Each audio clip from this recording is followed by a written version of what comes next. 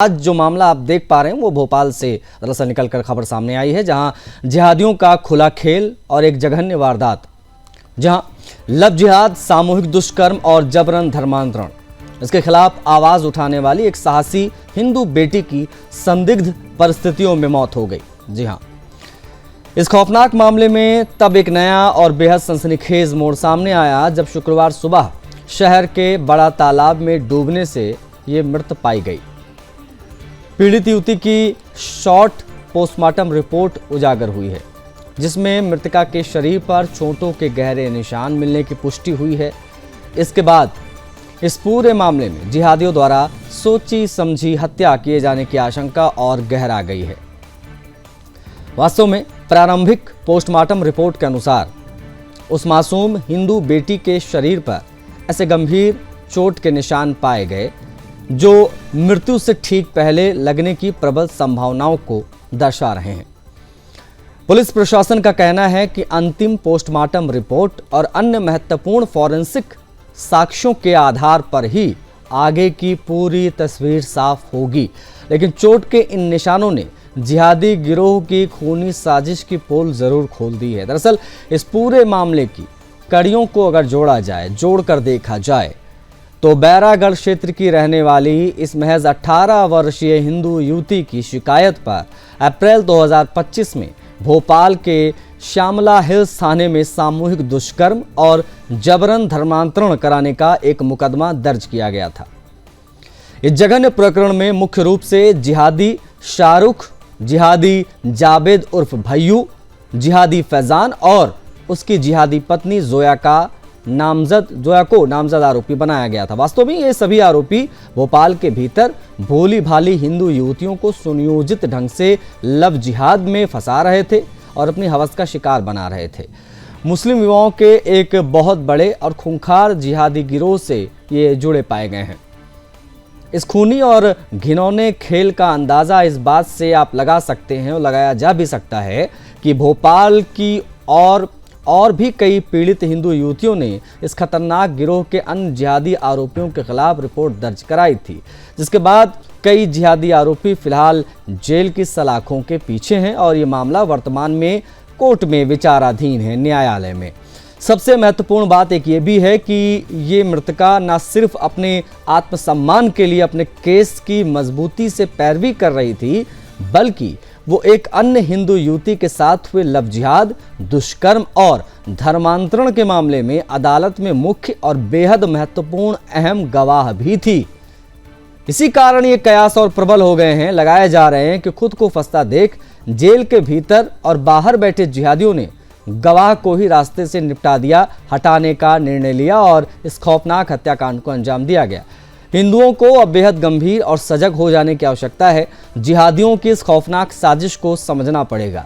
ये न सिर्फ हमारी बहन बेटियों को लव जिहाद और धर्मांतरण के जाल में फंसाते हैं, बल्कि जब कोई साहसी बेटी इनके खिलाफ आवाज़ उठाती है या अदालत में गवाही देने का हौसला दिखाती है तो ये उसका इस कदर बेरहमी से अंत भी कर देते हैं। अगर आज हर एक हिंदू एकजुट होकर अपनी बेटियों की सुरक्षा के लिए खड़ा नहीं हुआ और इन जिहादी गिरोहों के खिलाफ कड़ा आक्रोश व्यक्त नहीं किया तो न्याय की उम्मीद में लड़ने वाली हमारी बहन बेटियों की आवाज़ को ये जिहादी कुछ इस प्रकार से ही दबाते रहेंगे, खामोश करते रहेंगे।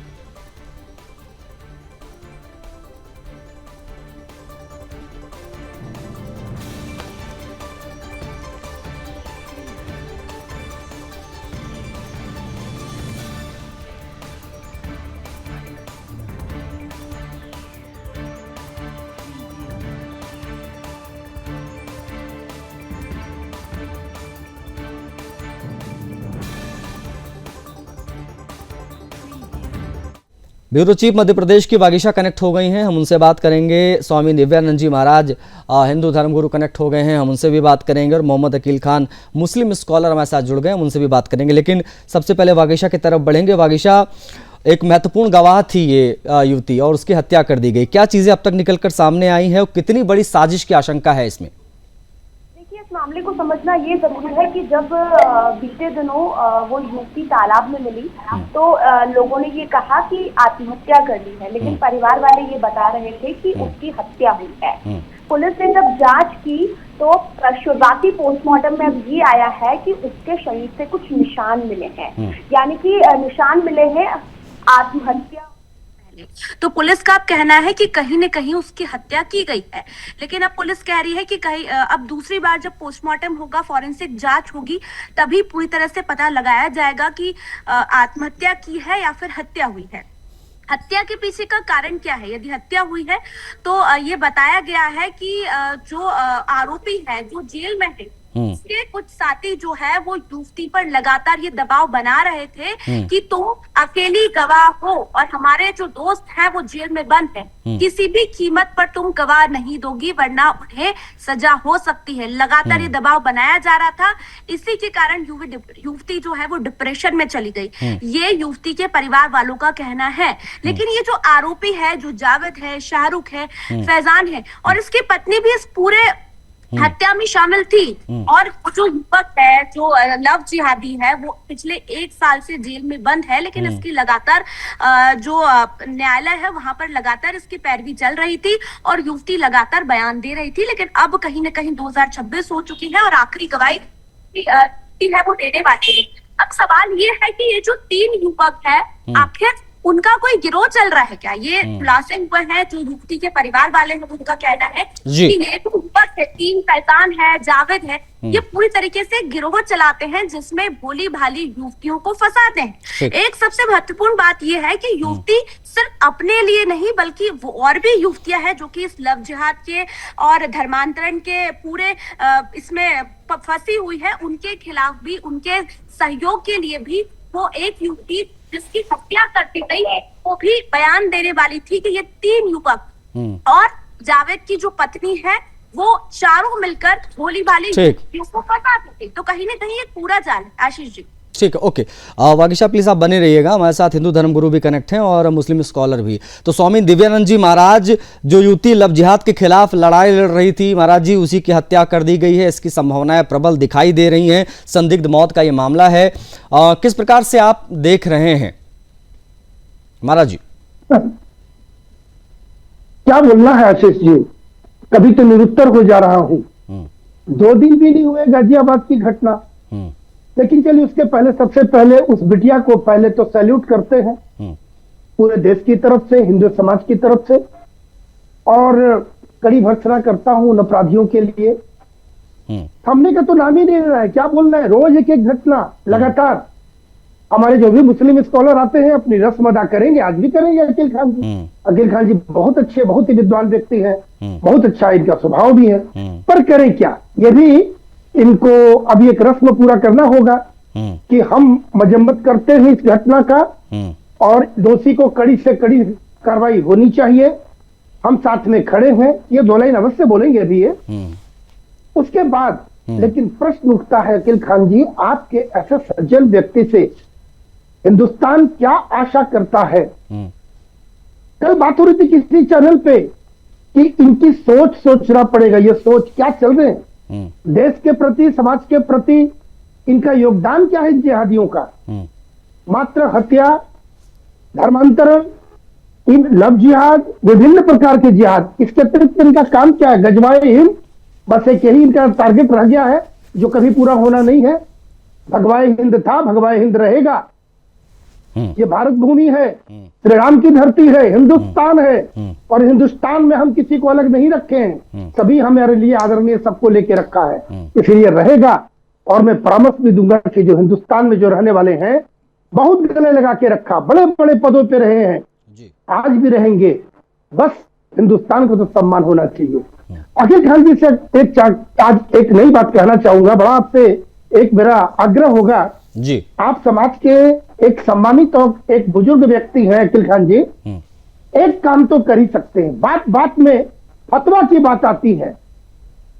चलिए, हो सकता है आप अकेले कुछ न कर पाए, कोई व्यक्ति विशेष अकेले कुछ न कर पाए समाज को बदलाव के लिए, किंतु किसी को तो आगे आना पड़ेगा। यदि आप सही में दुखी हैं तो आगे आना पड़ेगा समाज को बदलने के लिए। अकील खान जी हमारे साथ हैं महाराज जी, अकील खान जी से उनका वर्जन भी जान लेते हैं। मोहम्मद अकील खान, लव जिहाद की मुख्य गवाह की संदिग्ध मौत का ये जो पूरा मामला है, जिसमें पोस्टमार्टम की जो शुरुआती रिपोर्ट आई है उसमें शरीर पर बहुत सारे चोट के निशान मिले हैं, संभावनाएं इसकी प्रबल हैं कि उसकी हत्या हुई है। क्या टेक है आपका, मोहम्मद अकील खान जी? आशीष भाई, आज आप जो मध्य प्रदेश के भोपाल का ये बैरागढ़ क्षेत्र का जो महिला के साथ ये 2025 में FIR दर्ज की गई, और जब इतनी गंभीर धाराओं में FIR दर्ज की गई तो कम से कम वहां के प्रशासन का या पुलिस की जिम्मेदारी बनती थी कि इस महिला की सुरक्षा के लिए कुछ न कुछ इंतजाम किया जाता। बिल्कुल बिल्कुल, मैं ईमानदारी से आपसे बात कर रहा हूं। यहां पर कोई लाग लपेट की बात नहीं। और अगर इनके खिलाफ इस तरीके की 2025 में FIR दर्ज हुई थी, धर्मांतरण और लव जिहाद और इस युवती के साथ में जो भी क्रम हुआ, अब अभी आपके चैनल पे दिव्यानंद महाराज जी हैं, सनातन धर्म के धर्मगुरु हैं, और अभी फतवे की बात कर रहे थे। मैं तो अगर मेरे बस में होता तो इनको जिस समय ये घटना घटी थी और इस तरीके किया गया था तो मैं तो इनका सर कलम कर देता। लेकिन मेरे हाथ बंधे हुए हैं। फतवा जब आज देश के कानून के साथ में इस तरीके के लोग खिलवाड़ करते हैं तो फतवे की मौलाना वाले भी कौन सुनता है? क्योंकि इस तरीके के लोग सिर्फ एक समाज को कलंकित करने काम करते हैं। और मैं कह रहा हूं आपके चैनल में बड़ी जिम्मेदारी से आशीष भाई कि इस मृतक की विवेचना पुलिस को पुनः करनी चाहिए। और अगर इस घटना में, क्योंकि जिस तरीके से इस महिला की तालाब में डुबो करके जो भी है जी, अगर 1% भी इन लोगों का, चाहे इसमें शाहरुख हो, जावेद हो, फैजान हो या उसकी जो पत्नी जोया, ये तो मैं कह रहा हूं जेल में बंद करने कोई मतलब नहीं। जेल में बंद करके तो इनके ऊपर और लागत लगाई जा रही है। सीधे इनको फांसी की सजा होना चाहिए। जिस तरीके से ये महिला की मृत्यु हुई है, अगर इसमें ये दोषी पाए जाते हैं, इसकी पुनः विवेचना मैं मध्य प्रदेश पुलिस प्रशासन से ये मांग करता हूं और मध्य प्रदेश के मुख्यमंत्री जी से मांग करता हूं कि इस केस की पुनः जांच कराई जाए और इस महिला के साथ में अगर हत्या में शामिल है तो इनको फांसी की सजा होनी चाहिए। ठीक है, ओके। वागिशा हमारे साथ लगातार बनी हुई हैं, अकील जी आप बने रहिएगा। वागिशा, एज यू सेड अर्लियर कि पोस्टमार्टम की जो शुरुआती रिपोर्ट आई उसमें चोट के निशान मिले हैं। चोट के निशान मिलने के बाद जो एजेंसीज हैं जो जांच कर रही हैं, जो पुलिस प्रशासन जांच कर रहा है इस पूरे मामले का, क्या वो हत्या के एंगल से इस पूरे मामले की जांच कर रहे हैं? किन पहलुओं को करीब से देखा जा रहा है? क्योंकि जहां तक इस स्टोरी की बात उसमें चीज़ समझ में आई है कि सिर्फ अपना ही नहीं, जो अन्य महिलाएं हैं, जो पीड़िताएं हैं, उनकी भी आवाज़ ये उठा रही थी, ये महिला जिसकी हत्या की संभावनाएं हैं। तो अभी पुलिस किन किन पहलुओं पर जाँच कर रही है डेड बॉडी मिलने के बाद और पोस्टमार्टम की रिपोर्ट आने के बाद प्राइमा फेसी जो संभावनाएं दिख रही हैं उन तमाम चीज़ों को समाहित करते हुए? बिल्कुल, देखिए बीते दिन जब तालाब में तैरता हुआ युवती का शव मिला तब स्टार्टिंग में लोग यही अनुमान लगा रहे थे कि ये आत्महत्या हुई। लेकिन जब पुलिस उस शव को लेकर गई पोस्टमार्टम में, तब जब उसके शरीर पर निशान मिले हैं कि उसे कहीं न कहीं निशान यहाँ पर मिले हैं उसके शरीर पर की, तो पुलिस को ये पता लगा है कि इसकी हत्या हुई है। ये शुरुआती पोस्टमार्टम है। लेकिन जैसा कि मुस्लिम स्कॉलर बता रहे थे कि पुलिस को इसमें जांच करनी चाहिए, तो पुलिस अब सभी पहलुओं पर इसकी जांच करनी है कि क्या ये आत्महत्या है। फॉरेंसिक जांच भी होगी क्योंकि परिवार वाले जो है वो लगातार दबाव बना रहे हैं पुलिस पर, और पुलिस ने भी कह दिया है कि इसकी फॉरेंसिक जांच होगी, उसके बाद ही जो भी निर्णय होगा वो पता लगाया जाएगा। लेकिन हिंदू धर्मगुरु जो हमारे साथ जुड़े हुए हैं, उन्होंने ये कहा था शुरुआती में कि इस लड़की को सैल्यूट, तो आशीष जी सैल्यूट तो है क्योंकि वो अपने साथ उन लड़कियों के सहयोग में भी गवाही देना चाहती थी जिनके लिए इन तीनों लव जिहादियों ने उसका कहीं न कहीं धर्मांतरण कराने की कोशिश की। कहीं ना कहीं उनके साथ दुष्कर्म किया। लेकिन दुख तो इस बात का होता है कि वो जो युवती थी वो बयान देने वाली थी, लेकिन तीनों लव जिहादियों ने इसे इतना मारा कि आखिर वो तालाब में डूब गई, इसकी हत्या करने की कोशिश की। ये लोग इतने डर चुके थे। तो अब यदि ये हत्या निकलती है तो अब तीनों जो जिहादी है और उसकी जो पत्नी है, उन तीनों को कड़ी सजा हो सकती है, क्योंकि परिवार वाले भी लगातार दबाव बना रहे हैं कि इन्हें ताउम्र की सजा होनी चाहिए, ऐसे हत्यारों को नहीं बचना चाहिए। आशीष, ठीक है, ओके। पीड़िताओं और गवाहों की सुरक्षा के लिए क्या विशेष कानून की जरूरत है और क्या जिसकी हत्या की आशंका जताई जिसको सुरक्षा मिली थी कि नहीं, तमाम चीज़ें हम समझेंगे। हिंदुओं में जागरूकता किस प्रकार से लेकर आई जाए, विशेष तौर पर लड़कियों में, इन तमाम चीज़ों को हम महाराज जी से भी समझेंगे। अकील खान जी भी कुछ कहना चाह रहे हैं, उनसे भी बातचीत होगी। तो जो शुरुआती पोस्टमार्टम रिपोर्ट है उसमें इसकी संभावनाएं प्रबल दिखाई दे रही हैं कि इसकी हत्या हुई है और फॉरेंसिक साक्ष्य इत्यादि जो भी कलेक्ट किए गए हैं प्रशासन के द्वारा, उसी के आधार पर अब जो है वो जांच पड़ताल आगे बढ़ाई जा रही है। लेकिन ये मामला बहुत हैरान करता है और बहुत परेशान करता है। बैरागढ़ क्षेत्र के रहने वाली 18 वर्षीय हिंदू युवती की शिकायत पर 2025 में मामला दर्ज हुआ था। आरोपी जेल में है, इनके नाम शाहरुख, जावेद, फैजान और एक महिला भी है इसमें इन्वॉल्व है। आज इन तमाम चीज़ों पर हम बात कर रहे हैं क्योंकि एक अहम गवाह की मौत संदिग्ध हुई है। पैनल हमारे साथ मौजूद है। वागीशा की तरफ बढ़ेंगे। वागीशा, क्या चूंकि मामले बड़े गंभीर थे जो इनसे जुड़े हुए थे, जिनकी हत्या हुई है, इसकी संभावना है हत्या की, क्या इनको कोई सुरक्षा वगैरह मिली थी प्रशासन की तरफ से कि नहीं, कोई सुरक्षा इत्यादि नहीं मिली थी? ये पहलू क्या कहता है, जरा इस पे भी बताइए। उसके बाद में स्वामी दिव्यानंद जी महाराज जी की तरफ हम बढ़ेंगे। बिल्कुल, देखिए पुलिस की नजर लगातार है परिवार के साथ। पुलिस ने कहा है कि हम आपके साथ तरीके से लगातार पीड़ित परिवार के साथ जुड़ा हुआ है। हिंदू संगठनों ने ये कहा है कि यदि इन चारों आरोपियों को सजा नहीं दी जाती है तो हम लगातार धरना करेंगे, क्योंकि इस तरह के मामले लगातार भोपाल में सामने आते रहते हैं। हर 15 दिन में जो हिंदू संगठन जो है वो लगातार ऐसी दबिश देते रहते हैं उन निजी होटलों में जहां पर इस तरह के जो युवक है, जो लव जिहादी है, वो हिंदू पीड़ितों के साथ निजी होटलों में नजर आते हैं। और हिंदू संगठन जो है वो लगातार इस बात पर निगरानी रखते हैं कि कहीं जो मुस्लिम जो जिहादी वो है, जो हिंदू लड़कियों का धर्मांतरण तो नहीं करवा रहे हैं। अभी 15 दिन पहले का ही वाकया है आशीष जी, जहां पर जो हिंदू संगठन है उन्होंने रेलवे स्टेशन के पास होटल में दबिश दी थी और पुलिस को इन्फॉर्म किया था कि देखिए इस तरह के को बहलाते, फुसलाते और धर्मांतरण कराते हैं।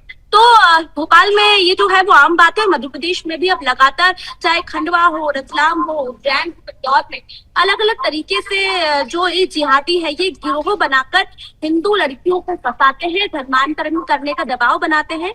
और बड़ी बात ये है कि ये दुष्कर्म भी लगातार कर रहे हैं हिंदू युवतियों के साथ। तो पुलिस इनके साथ ही मदद करता है। ठीक, ओके। हमारे स्वामी दिव्यानंद जी महाराज भी हमारे साथ हैं। वागीशा, स्वामी दिव्यानंद जी महाराज, क्या आपको लगता है कि विशेष कानून की आवश्यकता है उन लोगों के लिए भी जो इस प्रकार के संवेदनशील और महत्वपूर्ण मामलों में गवाह होते हैं, जो इस प्रकार के मामलों को उठाते हैं, इनको सुरक्षा मिलनी चाहिए? और अगर इस लड़की को सुरक्षा मिली होती तो शायद ये हमारे बीच में होती। 18 साल की लड़की बड़े बड़े मामलों में इन्वॉल्व थी, अगर सुरक्षा मिली होती तो शायद ये ना होता जो हुआ। महाराज जी, साहस को लेकर उन्होंने कम से कम कदम तो बढ़ाया। जब एक लड़की कदम बढ़ा सकती है तो हम क्यों नहीं बढ़ा सकते हैं? इस बात को भी फिर दोबारा मैं भी आऊंगा। निश्चित रूप से आदरणीय अकील खान जी ने भी इस बात की पुष्टि की है कि यदि लड़की को सुरक्षा मिली होती तो ये घटना नहीं घटती। उनकी इस बात को भी मैं स्वागत करता हूं। आज एक प्रश्न मैं रखना चाहता हूं, क्योंकि बड़ी सम्मान करता हूं अकील खान जी का। इनकी बातचीत से इनकी जो सज्जनता लगती है, हम रेगुलर साथ बैठते हैं विभिन्न चैनलों में, तो लगता है कि कभी कोई अगर अच्छा व्यक्ति है तो चलो उसके साथ हम लोग कुछ नई चीज कर सकते हैं। अकील खान जी, हमें लगता है हम और आप मिलकर काम कर सकते, क्योंकि आपका समाज है तो इसमें आपका ही कार्य है, यहाँ मेरी कोई भूमिका नहीं है। मैं जहां भी अगर साथ महसूस होता हूं मैं आपके साथ खड़ा हूंगा, ये पहले मेरा वादा। देखिए, समाज को बनाने का कार्य किसका है? जो भी युवा युवती जो पथभ्रष्ट हो रहे हैं, यदि आप भी इससे दुखी हैं तो इनके शिक्षा संस्कार पर उंगली उठती है। क्या संस्कार मिला, इसके पीछे सोच कहाँ है? सूर्या का जिसने घटना का जो अंजाम दिया, उसकी तो ब्रेन मैपिंग होनी चाहिए, साइकोलॉजिस्ट निकाले उसे बैठाकर, क्या सोचता था, इसकी सोच आई कहाँ, उपज हुई कहाँ से? ठीक, ये सारी चीज को निकालकर इसलिए हम लोग ये नियमित अंतराल पे कहते रहे हैं कि चूंकि अभी गाजियाबाद में हमने देखा एनकाउंटर हुआ असद का, तो हमने कल ये 12 बजे इस बात पे चर्चा की थी कि सिर्फ और सिर्फ इन आरोपियों का, इन जिहादियों का सिर्फ एनकाउंटर नहीं होना चाहिए, इनकी उस जिहादी सोच का भी एनकाउंटर होना चाहिए और उस दिशा में भी प्रयास होना चाहिए, फिर चाहे जैसे वो प्रयास हो, तभी जाकर इस प्रकार की बहन बेटियां बच पाएंगी और सूर्या जैसा लड़का जो 18-19 साल का है उसकी हत्या नहीं होगी। इन तमाम चीज़ों पर बात बहुत ज़रूरी है और इन तमाम चीज़ों की महत्ता को भी समझना आवश्यक है कि अगर इस प्रकार का कोई मामला है जहां पर मृतका न सिर्फ अपने बल्कि आत्मसम्मान के लिए अपने केस की मजबूती से पैरवी कर रही हो, गवाही देने जा रही हो, और उसको सुरक्षा भी मिलनी चाहिए।